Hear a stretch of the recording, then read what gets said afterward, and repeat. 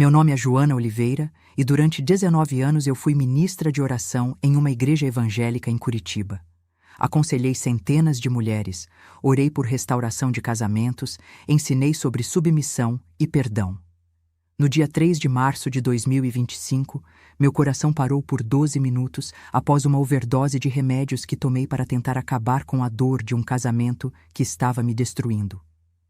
O que Jesus me revelou naqueles 12 minutos sobre divórcio vai contra tudo o que pregam nas igrejas hoje. Porque a verdade é que muitas pessoas estão sendo mantidas em relacionamentos abusivos em nome de Deus, e eu quase morri sendo uma delas. Antes de continuar, preciso te fazer uma pergunta bem direta. Você já ficou em um relacionamento que te machucava porque a igreja disse que divórcio era pecado? Já ouviu que precisa aguentar o sofrimento porque Deus odeia o divórcio? Escreve, já passei por isso, nos comentários se você conhece essa dor.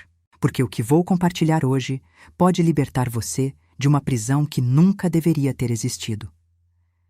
Eu nasci em 1978 em Londrina, Paraná. Minha família era evangélica tradicional.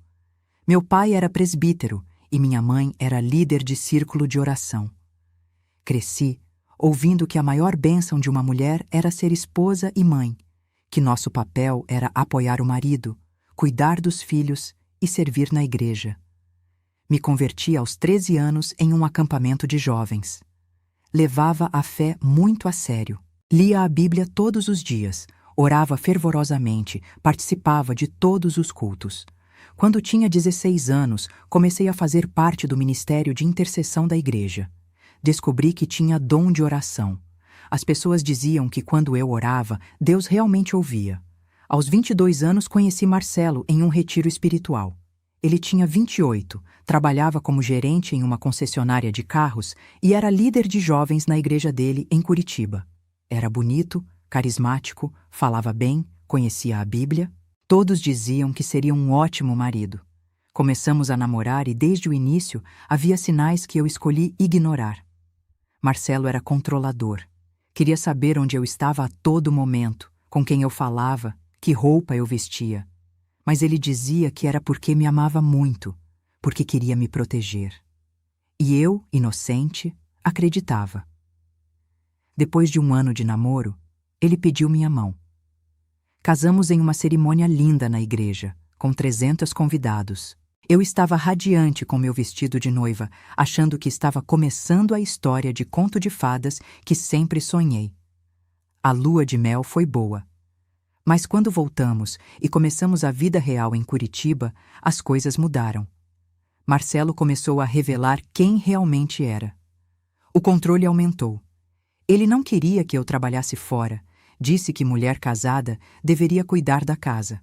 Não me deixava sair sozinha, nem para ir ao mercado. Comecei a frequentar a igreja dele, uma congregação pentecostal grande no bairro Água Verde. Entrei para o ministério de oração. Logo me tornei coordenadora do grupo de mulheres.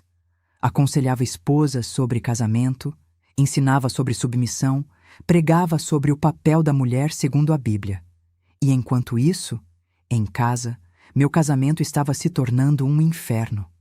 Marcelo tinha explosões de raiva por coisas pequenas. Se a comida não estava do jeito que ele queria, gritava comigo. Se a casa não estava perfeita quando chegava do trabalho, me humilhava com palavras cruéis. Ele nunca me bateu fisicamente nos primeiros anos, mas o abuso emocional era constante. Me chamava de burra, de incompetente, de inútil. Dizia que nenhum outro homem me quereria, que eu tinha sorte dele me aguentar. Controlava cada centavo que gastávamos, me dava uma quantia ridícula para as compras do mês e depois me acusava de desperdiçar dinheiro. Tive meu primeiro filho, Gabriel, em 2003. Achei que um bebê melhoraria nosso casamento, mas piorou. Marcelo tinha ciúmes da atenção que eu dava ao bebê. Dizia que eu não cuidava mais dele, que só pensava no menino. As brigas aumentaram. 2 anos depois, veio a Isabela. Com 2 filhos pequenos, eu estava exausta. Acordava de madrugada, cuidava das crianças o dia inteiro, mantinha a casa impecável, preparava as refeições e ainda tinha que estar sempre arrumada e sorridente quando Marcelo chegava em casa. Na igreja, eu era vista como exemplo de esposa cristã. Dava testemunho de como Deus estava abençoando meu casamento. Aconselhava mulheres que reclamavam dos maridos, dizendo que precisavam orar mais, ser mais submissas, confiar no plano de Deus. Mas por dentro eu estava morrendo. Chorava escondida no banheiro. Tinha crises de ansiedade.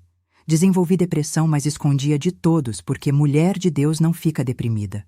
Mulher de Deus tem alegria do Senhor. Quando Gabriel tinha 8 anos, aconteceu a primeira agressão física. Marcelo chegou em casa bêbado, algo que estava acontecendo com mais frequência. Discutimos porque ele tinha gastado dinheiro que precisávamos para pagar contas em bebida com os amigos. Ele me deu um tapa no rosto. Fiquei em choque. Ele nunca tinha feito isso antes. Chorei a noite inteira. No dia seguinte, ele pediu perdão, chorou, disse que estava com problemas no trabalho, que estava estressado, que nunca mais faria aquilo. Eu perdoei. Afinal, a Bíblia não diz para perdoar 70 vezes 7? Mas aconteceu de novo, e de novo, e de novo. As agressões foram ficando mais frequentes, empurrões, tapas, socos. Uma vez ele me jogou contra a parede e eu bati a cabeça. Tive um hematoma enorme que tentei esconder com maquiagem. As crianças viam tudo. Gabriel, com 9 anos, uma vez tentou proteger a mãe e apanhou do pai também. Aquilo me partiu o coração. Mas o que eu podia fazer? Divórcio não era opção. Deus odeia o divórcio. Meu pastor sempre pregava sobre isso. Pensei em contar para alguém da igreja. Marquei uma conversa com a esposa do pastor, a líder geral do Ministério de Mulheres. Contei tudo, chorando, mostrando as marcas no meu braço de quando Marcelo tinha me apertado com força. Sabe o que ela me disse? Que eu precisava orar mais, que devia ser mais cuidadosa para não provocar meu marido, que todo homem tem seus momentos difíceis e é papel da esposa ser paciente, que divórcio não era de Deus, que eu tinha feito um voto até que a morte nos separe. Ela orou comigo e me mandou para casa com uma lista de versículos sobre submissão feminina para meditar. Saí daquele encontro me sentindo ainda pior. Se até a líder das mulheres achava que a culpa era minha, então devia ser mesmo. Continuei no ministério de oração, agora com ainda mais fervor. Orava por restauração de casamentos, aconselhava mulheres a não desistirem dos maridos, pregava que Deus podia transformar qualquer situação. E toda vez que voltava para casa, era para o inferno de um relacionamento abusivo. Marcelo começou a beber ainda mais. Chegava tarde, gastava o dinheiro em bebida e jogo. Às vezes sumia o fim de semana inteiro. Eu suspeitava que tinha outras mulheres, mas não tinha coragem de confrontar porque temia a violência que viria. Em 2019, perdi um bebê. Estava grávida de 3 meses quando Marcelo, em uma de suas crises de raiva, me empurrou e eu caí da escada. Tive um aborto espontâneo. Fui para o hospital e disse que tinha tropeçado. Mais uma mentira para esconder a verdade. Aquela perda me quebrou de um jeito que nunca me recuperei completamente. Fiquei semanas em depressão profunda. Mal conseguia sair da cama. Mas tinha que continuar funcionando, cuidando das crianças, indo à igreja, sorrindo para as pessoas. Em 2023, Gabriel, agora com 20 anos, saiu de casa. Disse que não aguentava mais ver o pai me maltratar. Implorou para eu me separar, mas eu disse que não podia, que Deus não aprovava divórcio. Ele foi embora chorando, me chamando de covarde. Isabela, com 18 anos, desenvolveu síndrome do pânico. Fazia terapia, tomava remédios. A psicóloga dela sugeriu que talvez o ambiente familiar estivesse contribuindo para o quadro. Mas eu continuava presa na mentira de que precisava manter aquele casamento a qualquer custo. No início de 2025, as coisas chegaram ao limite. Marcelo perdeu o emprego por ir trabalhar bêbado. Ficamos sem dinheiro. Ele ficava em casa o dia inteiro, bebendo, me culpando por tudo. As agressões se tornaram quase diárias. Em fevereiro de 2025, ele me deu uma surra tão forte que fiquei com o olho roxo e o lábio cortado. Disse para as pessoas da igreja que tinha batido o rosto na porta do armário. Ninguém questionou, ou ninguém quis ver a verdade. Foi quando cheguei no fundo do poço. Não via saída. Não podia me divorciar porque Deus odiava divórcio. Não podia ficar porque estava morrendo aos poucos. Me sentia presa em uma armadilha sem escape. No dia 3 de março de 2025, depois de mais uma noite de agressões, esperei Marcelo sair de casa.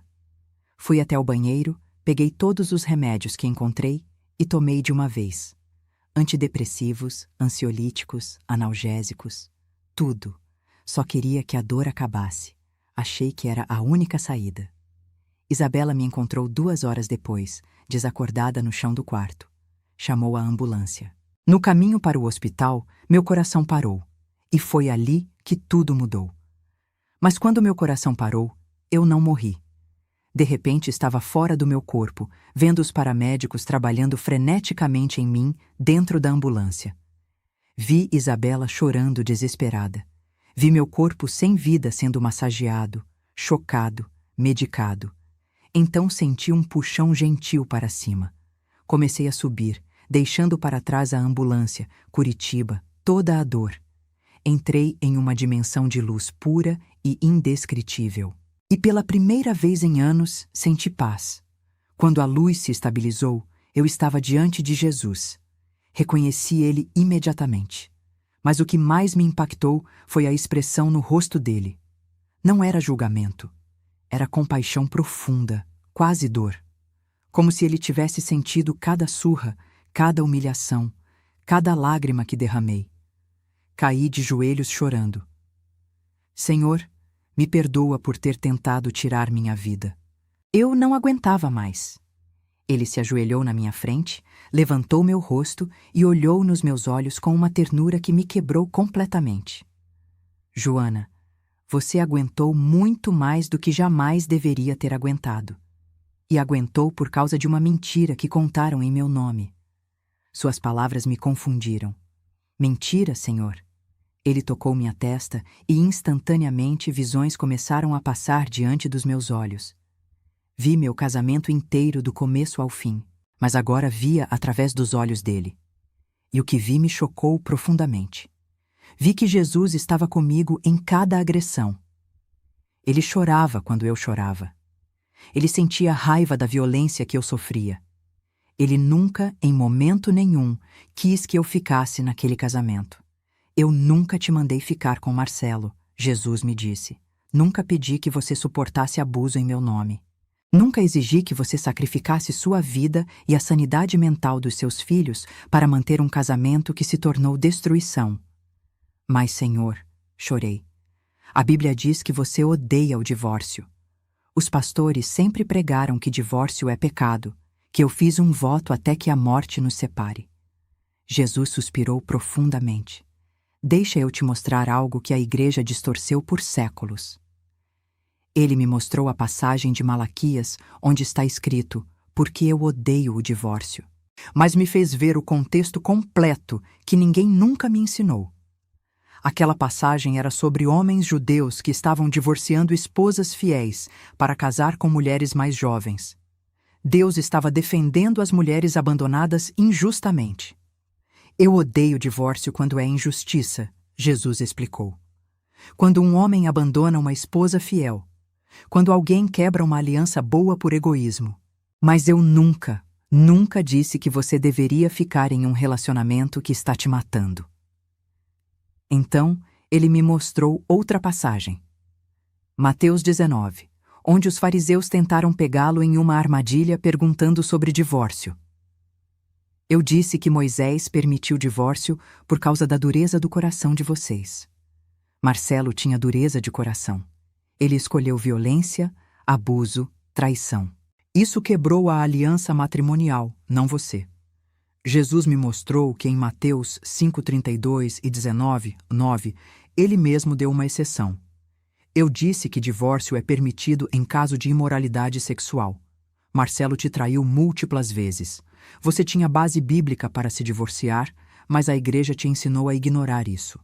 Depois me mostrou 1 Coríntios 7. Paulo escreveu que se o cônjuge descrente quiser se separar, que se separe. O irmão ou irmã não fica sujeito à servidão. Marcelo não vivia como crente. Sua vida era de pecado deliberado. Você não estava presa a ele. Mas o que mais me impactou foi quando Jesus me mostrou o coração dele em relação ao abuso. Seus olhos brilhavam com santa indignação. Joana, eu vim para libertar os cativos, para proclamar liberdade aos prisioneiros. Como você acha que eu me sinto quando usam meu nome para manter mulheres aprisionadas em relacionamentos abusivos? Ele me mostrou visões de outras mulheres. Vi dezenas, centenas, milhares de mulheres cristãs ao redor do Brasil e do mundo, sofrendo abuso, mas ficando porque a igreja disse que divórcio era pecado.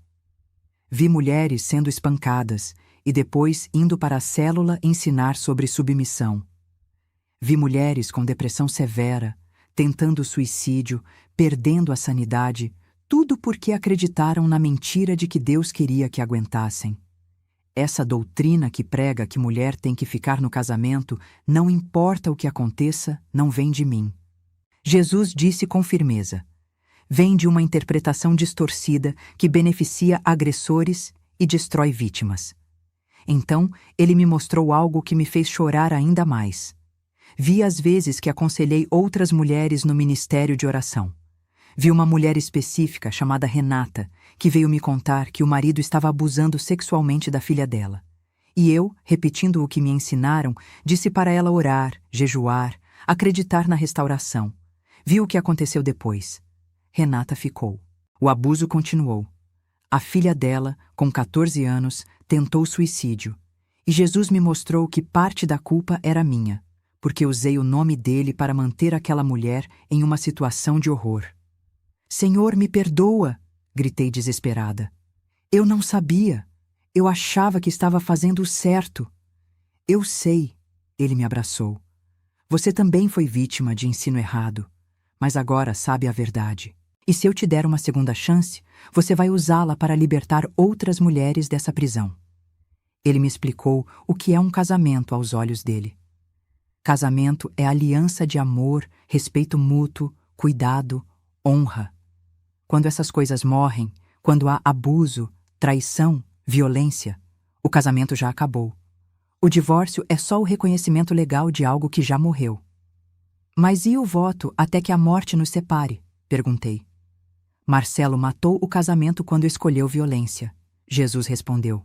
Você não quebrou o voto, ele quebrou.